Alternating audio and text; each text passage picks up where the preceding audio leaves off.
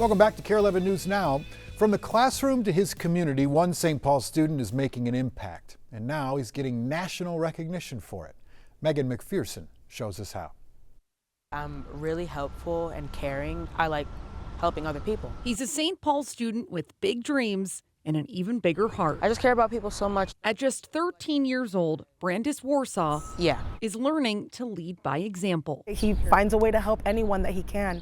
If he knows what to do, he's jumping in and he's helping. Whether at school or in the community, his mom says that kindness comes easy. I mean, he's really a people person.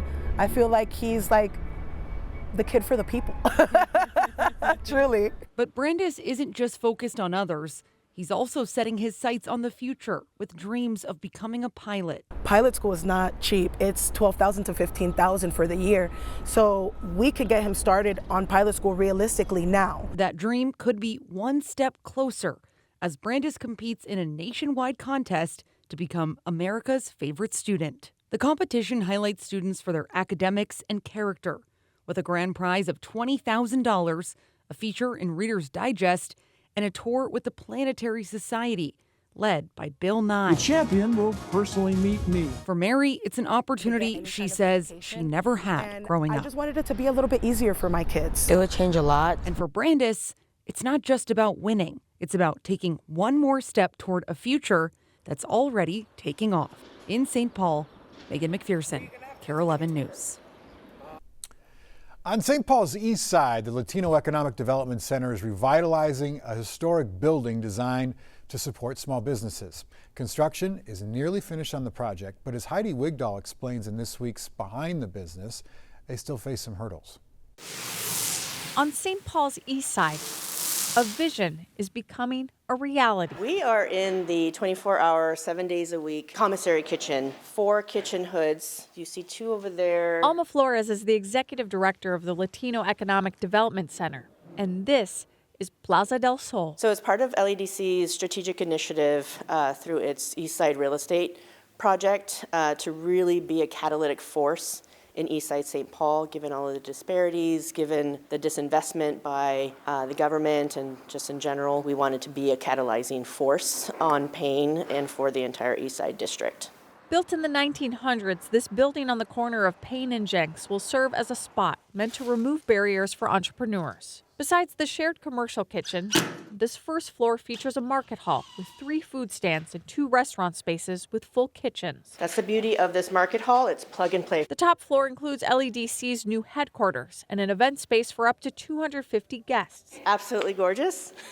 The event center, we believe, kind of brings it all together for people in the community to have a space where they can come to. Tony Phelps with LEDC says construction is about 90% complete. We'll be installing floors here pretty quickly, so we're getting there. But they still need 4 out of the 5 vendors for the market hall. So that has been a struggle. Operation Metro Surge really did quite a number in terms of people's security and safety to start new businesses. Given that the Latino community was a target, it makes it difficult for them to put that risk out, and for us as well. Our restaurants and stands were meant to be that cultural celebration of the different food types that make up Latin America, and our center here was meant to do that.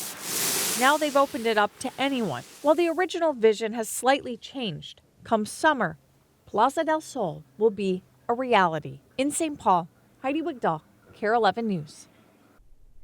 The plan is for construction to wrap up in the end of May with a soft opening planned for June. Food businesses interested in becoming a vendor can contact the Latino Economic Development Center. Well, the Timberwolves are riding high after a huge win over the Denver Nuggets last night at Target Center. Minnesota now leads the series 2-1 despite being underdogs. They limited Denver to a season-low 34% shooting from the field, a new franchise record for fewest points allowed in a postseason quarter. That is 11 points they allowed Denver to score in the first quarter. 11. Let's talk ticket prices for Game 4. Plenty of seats available on the Wolves website.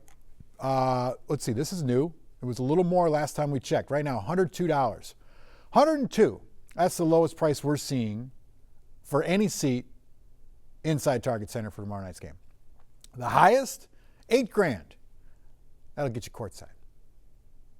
Wolves fans are waking up happy this morning, again after that huge win, and one pint-sized fan stayed up late to catch all the action.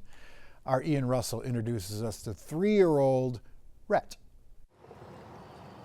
For the Minnesota Timberwolves, the Tower of Power. Like many kids, Rudy Gobert. Rhett Niver has his favorites, but nothing could compare Twins, Vikings, Packers, to his favorite team. Timberwolves. From one player to the next, Nas Reed. I'd say it's hard to pick a favorite.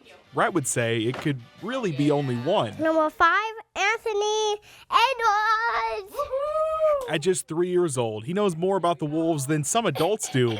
He's even got his favorite call. And for Wolves to down and one from the Raptors. And if you ask him if he likes anything else, the answer is a very confident no. Yeah, they're making a trap. Rhett admits he wasn't really a fan. Until I was born. Mom Kara and Dad Grant say you'd think he's been a fan for decades. We've kind of come to an understanding that he doesn't wear his whole and outfit to daycare every day. Last year, Rhett even had a Wolves-themed birthday party, complete with a matching cake. I'm really into basketball and really into the Timberwolves too, which is, it's made me a bigger Timberwolves fan. He's such a fan, he even tried to get his baby sister named after the Wolves. Or maybe Julius Randle. Or maybe Julius Randle. That would be a good one. I'm gonna get you a rebound. Maybe the littlest Wolves fan you'll see. I would say 60 out of 82 games we watch. The one who still cheers, just like the big ones. Let's go Wolves. In Bloomington, Ian Russell, KARE 11 News. Oh, yeah.